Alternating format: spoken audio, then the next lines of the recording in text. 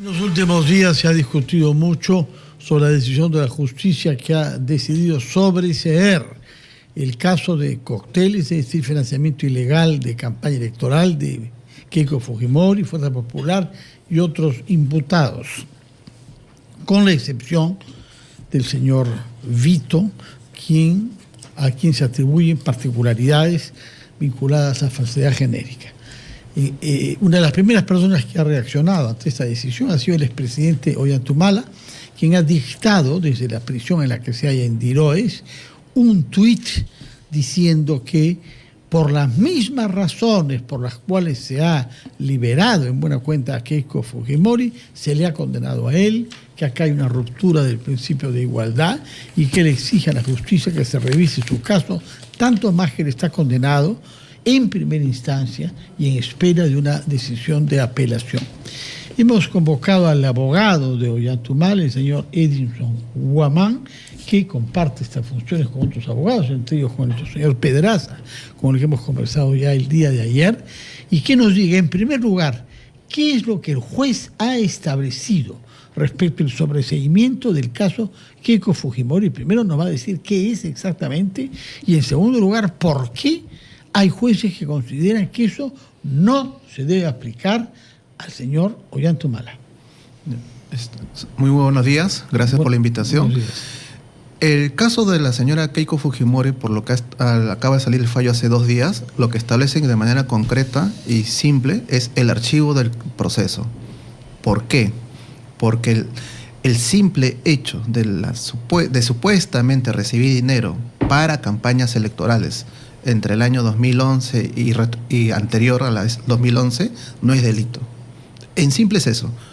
El hecho de supuestamente recibir dinero para una campaña política no es delito. Al margen de la calificación jurídica que le pueda dar el Ministerio Público, si es conversión, ocultamiento, transferencia. Pero el punto, la génesis, el punto de partida es el simple hecho de que me imputen a mí que he recibido dinero para campaña política. Eso no es delito. Eso la defensa del expresidente Ollanthumala lo ha señalado desde el inicio. Sin embargo, en el año 2022, cuando la Corte Suprema tuvo oportunidad para zanjar este tema, no lo hizo. Y no lo hizo, porque recordemos por qué. Dejó que los juzgados respectivos decidieran. Esa era la justificación. Por el tema de fondo era porque el equipo especial de aquella época, en finales del año 2022, amenazó a los magistrados de la Corte Suprema. Repite eso. Porque a finales del año 2022, el equipo especial, hay declaraciones del señor Rafael Vela, públicamente amenazó a los jueces de la Corte Suprema de que este caso, si lo archivaban el expresidente Humala, lo iban a denunciar en la Junta Nacional de Justicia. Esas son declaraciones públicas. ¿Cuándo fue eso? Cuando justamente en un contexto en donde un juez supremo estaba justamente siendo pero revisado, usted está presumiendo que lo que un fiscal dice o hace va a tener una influencia decisiva sobre todos los miembros de la Corte que deben pronunciarse sobre eso. Me parece que es una interpretación un poco ligera de su parte. Vayamos al fondo. Claro. ¿Por qué cree usted que lo que se ha decidido para Keiko Fujimori vale igualmente para el señor Ollanthumala, pese a que, repito, hay muchos abogados que han establecido diferencias? A ver, el punto, ¿por qué es igual? Porque la imputación es idéntica. Nos imputan que supuestamente hemos recibido dinero del gobierno de Venezuela o de la empresa Odebrecht en un contexto de campaña política. Y que ese dinero que supuestamente se recibió se gastó en la campaña política. Ese es el punto, la génesis.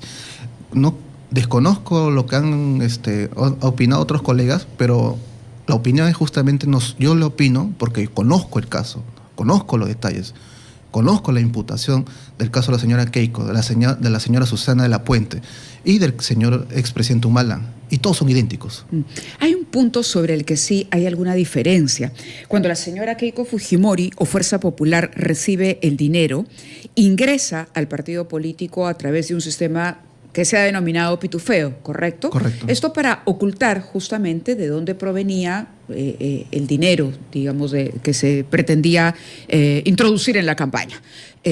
Tengo que irme a la pausa, pero quería dejarle la pregunta hecha. En el caso del señor Ollantumala se habla de uso de ese dinero, pero que no ingresó en su totalidad, por lo menos no toda, al partido político ni destinado a la campaña, sino que se hizo un uso personal de los fondos y que se compró eventualmente algunas viviendas o bienes para los receptores del dinero, es decir, el señor Humala y su esposa. Sobre ese punto quisiera que nos aclare, por favor, cuál es esa objeción, si usted tiene bien a decirnos. 8:47, tenemos que ir a la pausa y volvemos con el abogado del expresidente.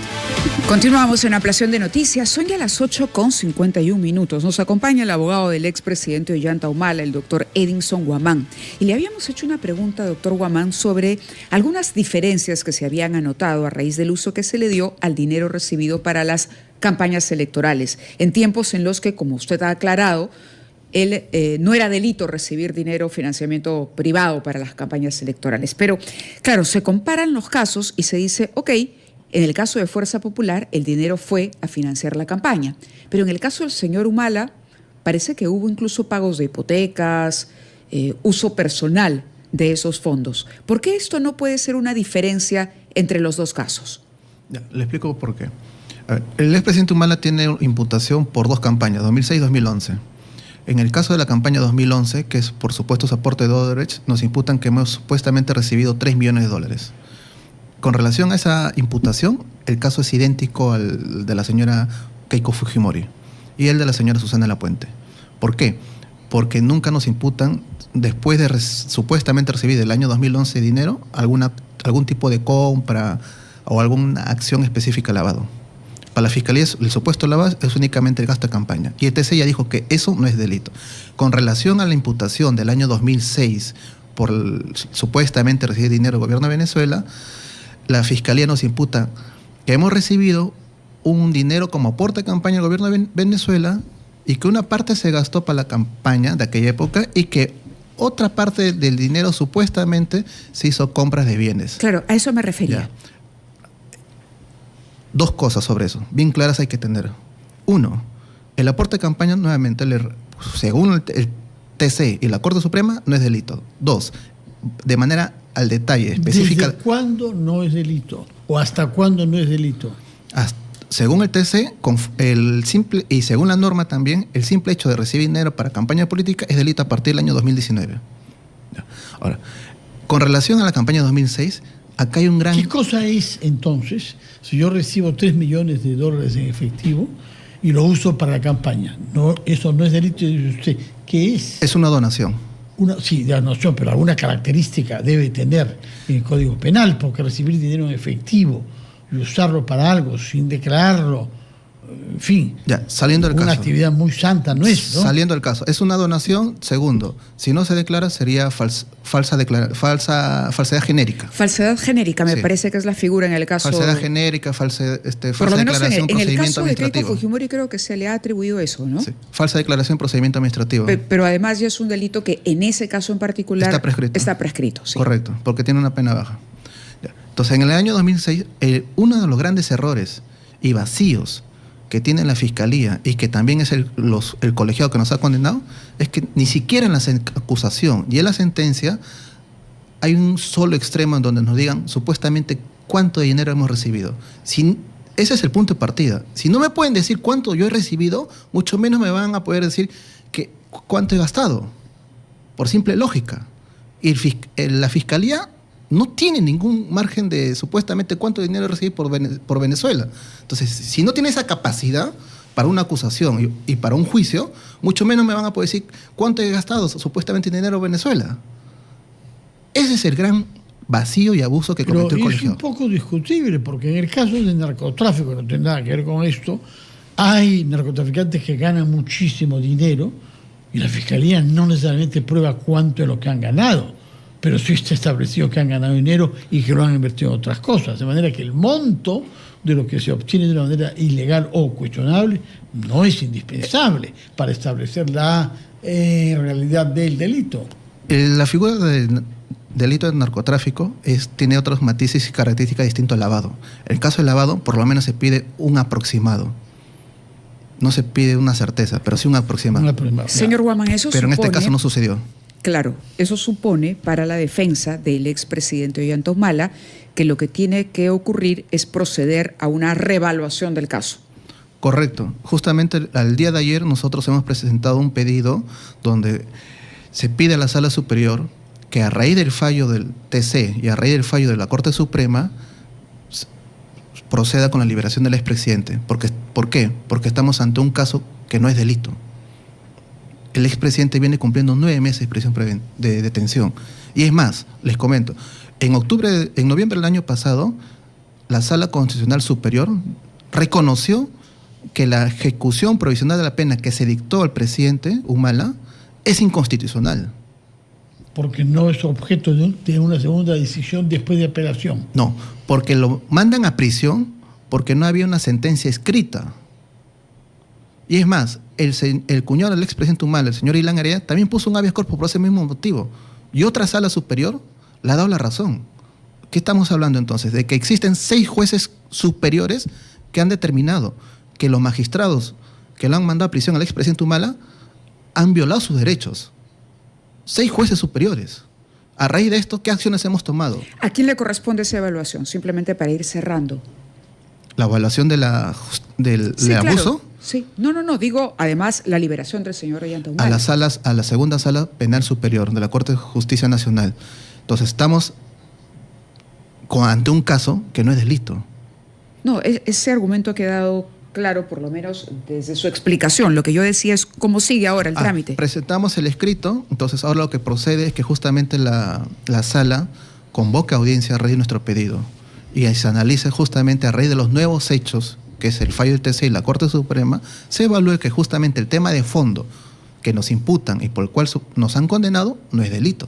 Bueno, doctor Guamán, el tiempo corre efectivamente y llama en todo caso para el ciudadano normal la atención poderosamente que hayamos tomado 10 años de procedimientos judiciales complejos para concluir de que no es delito y que en consecuencia no hay ninguna acusación que valga contra la señora Keiko Fujimori y los coimputados. ¿Qué otros casos van a ser consecuencia de esta decisión?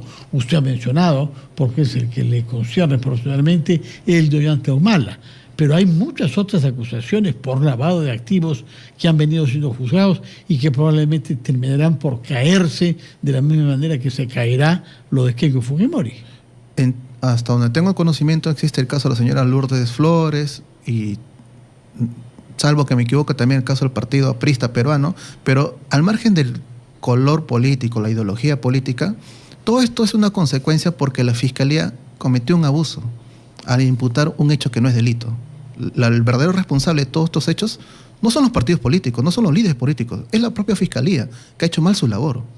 Y todo ese perjuicio económico que ha generado el Estado y a todos los contribuyentes. ¿Cuántos años de investigación? ¿Cuánto de perjuicio en personal, en viajes? ¿Por qué? Por una errónea imputación abusiva de la Fiscalía. Esto no es una consecuencia de los partidos políticos, es una consecuencia del error de la Fiscalía. Yo lo preguntaba por los casos, no por los partidos políticos. En todo caso, ya la Fiscalía anunció que va a presentar apelación.